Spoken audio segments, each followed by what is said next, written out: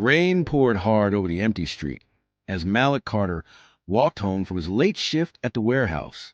His boots splashed through puddles. The city was quiet, too quiet. A police car rolled up beside him. Red and blue lights lit his face. "Malik Carter?" one officer asked. Malik froze. "Yes, that's me." Hands on the car. Before Malik could ask why, he was slammed against the cold metal hood. Cuffs snapped shut around his wrists. Neighbors peeked through their curtains.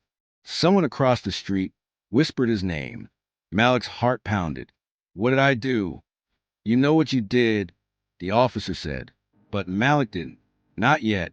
Earlier that night, across town, a young woman had been attacked in an alley behind a closed diner. She survived, but barely. Shaking and bleeding. She told police she'd been grabbed from behind. In the darkness, she never saw her attacker's face.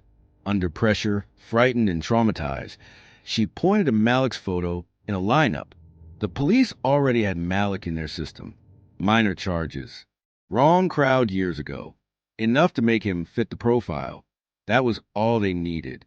Malik sat under flickering fluorescent lights. Hours passed. Detectives slid photos across the table. Crime scene. Blood. The alley. "You were there," one detective said calmly. Malik shook his head. "I was at work. You can check. I clocked out at midnight." The detective leaned forward. "We did check. Your supervisor says you left early." Malik's stomach dropped. "That's a lie. I stayed the whole shift." The other detective smiled slightly.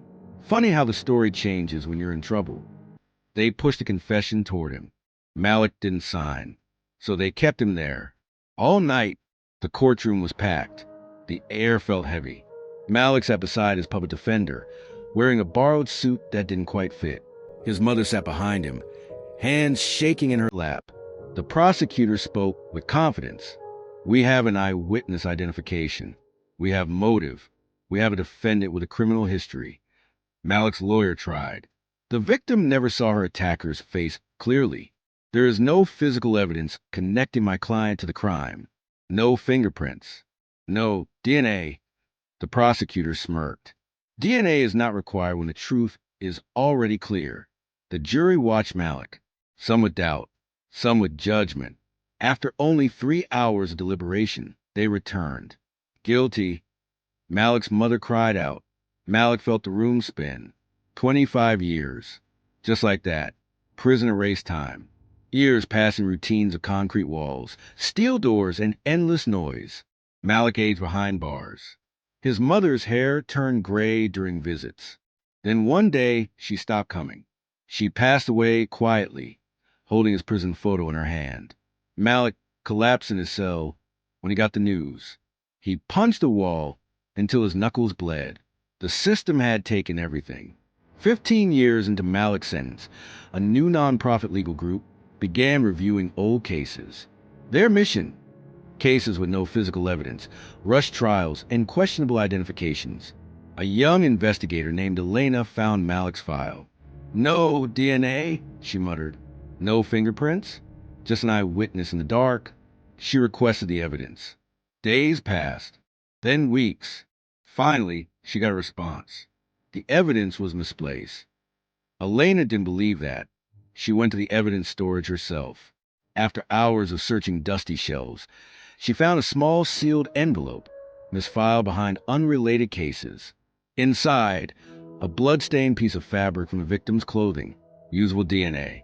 Someone had labeled it destroyed, but it wasn't.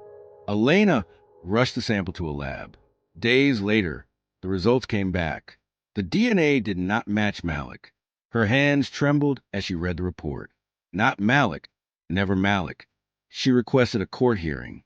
The prosecutor's office pushed back. They delayed. They questioned the chain of custody. They claimed the evidence might be contaminated. But Elena didn't stop. She went public. Local reporters picked up the story. The evidence they lost. The DNA that wasn't tested. The man who may be innocent. Pressure grew. The court ordered a full review. The DNA was run through a national database. A match appeared. A man already in prison for a similar assault in another state.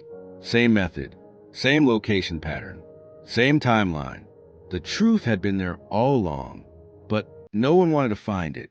Malik stood in court again, older, thinner, but standing tall. The judge cleared his throat. In light of new DNA evidence and prosecutorial misconduct, this conviction is vacated. The room went silent, then gasps, then tears. Malik closed his eyes. 15 years stolen. Gone. He was free. Prison gates opened. Sunlight hit Malik's face like something unreal. The world felt louder, brighter, faster. Cars looked different. Phones were different. Everything had moved on without him. A reporter asked, "What's the first thing you're going to do as a free man?" Malik looked up at the sky. "I'm going to visit my mother's grave," he said quietly. "And then I'm going to live." Malik struggled to adjust. Simple things felt overwhelming.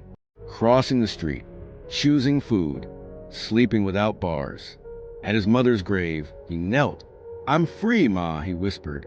They lied, but the truth finally spoke. Wind moved through the trees. For the first time in years, Malik felt something close to peace. Malik later spoke at a community event. "They told me the DNA didn't matter," he said to the crowd. "They told me the system doesn't make mistakes. But it does. And when it does, it buries the truth for the innocent." The room was silent. Somewhere right now, there's another person behind bars for something they didn't do. And the evidence that could save them is sitting on a shelf, collecting dust. He paused. "Don't let them bury the truth." Sometimes justice isn't blind. Sometimes it looks away. But the truth doesn't disappear just because someone hides it. The DNA they tried to bury dug its way back to the light.